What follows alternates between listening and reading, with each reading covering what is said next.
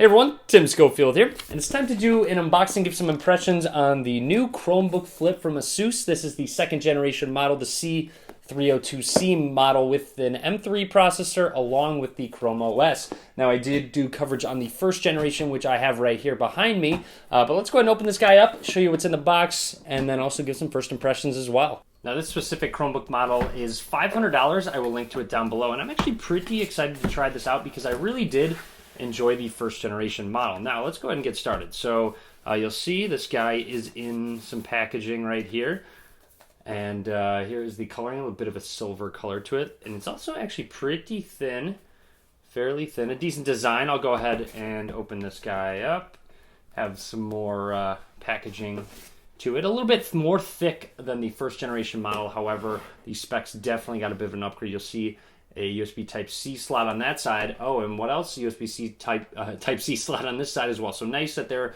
adopting the Type-C slot even with Chromebooks. But continuing on, I'm going to go ahead and power this guy on real quick. I'm not sure if it will have battery or not, but I pressed on the power button, which is right here next to those two volume rockers. Doesn't seem to be turning anything on.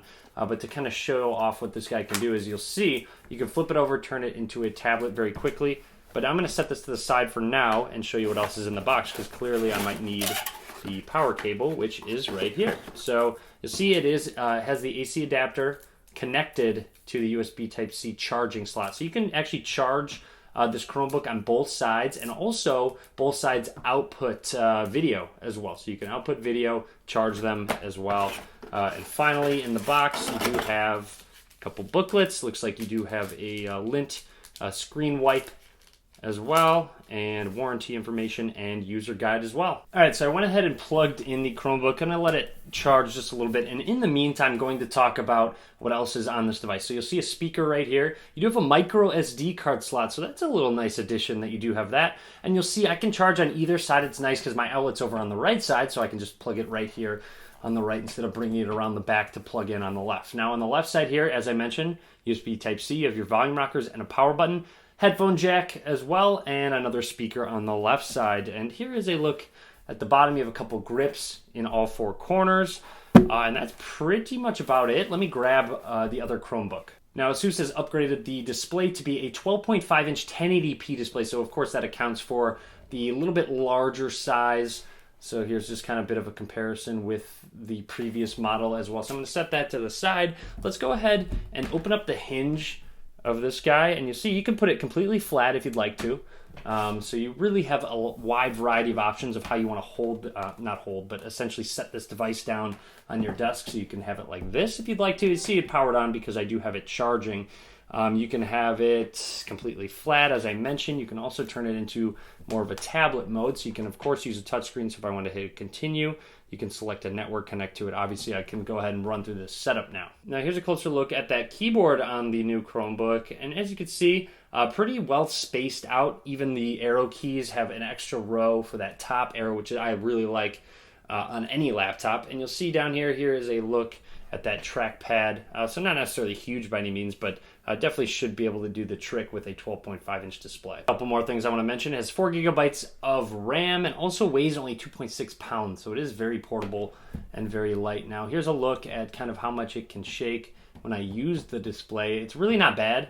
It shakes a little bit, as pretty much every laptop when it's in this position does, but it's nothing bad. I've definitely used worse. Now also, it does have that 1080p display, so what I want to do is actually, you'll see internal display. I can actually change that, but so you'll see it's not utilizing that 1080p display right now. However, you can also do 2400 by 1350, which makes it extremely small, but would be very good if you had a display connected to it. So let's go ahead and go back to 1080. And go ahead and hit done. So you popped open those settings where you have touchpad settings, keyboard settings, all that good stuff. Anyways, let's go ahead and jump into the Chrome browser, because that's basically what everything runs off of. So we can go ahead and load up Reddit. Maybe you want to try more intense websites. So The Verge maybe, because of course that one is way over the top with how much actually loads up. And you'll see everything's loading very quickly. Of course, your loading times are going to vary depending on your internet speeds, but it seems very smooth. Let's go ahead and pinch to zoom. It seems to be just fine. Let's go ahead and load up an article. Wow, that's very quick.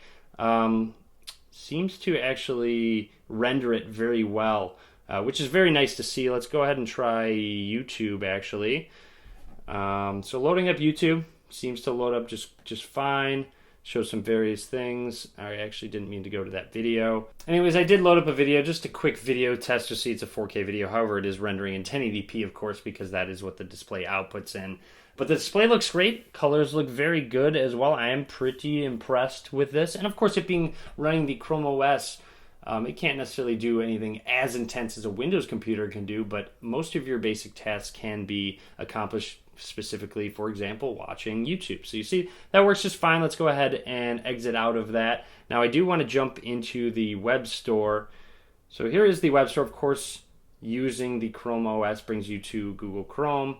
Taking a look at all of our apps. You have apps such as Netflix, pre-installed, as you can see, an Asus app, which you can register your Chromebook Flip as well, and of course some other various ones. So it doesn't seem like a lot of bloatware was included at all, just basically mostly Google apps along with that Netflix app as well. And of course you have a quick button in the bottom right where you can access all of your open windows, so it's very simple to multitask. And of course 4 gigabytes of RAM is more than enough. Also that Core M3 processor should be more than enough as well to utilize the Chrome OS. So obviously if it ran Windows you might run into a little bit of problems, but with the Chrome OS it seems very fast, very fluid. It is right out of the box though.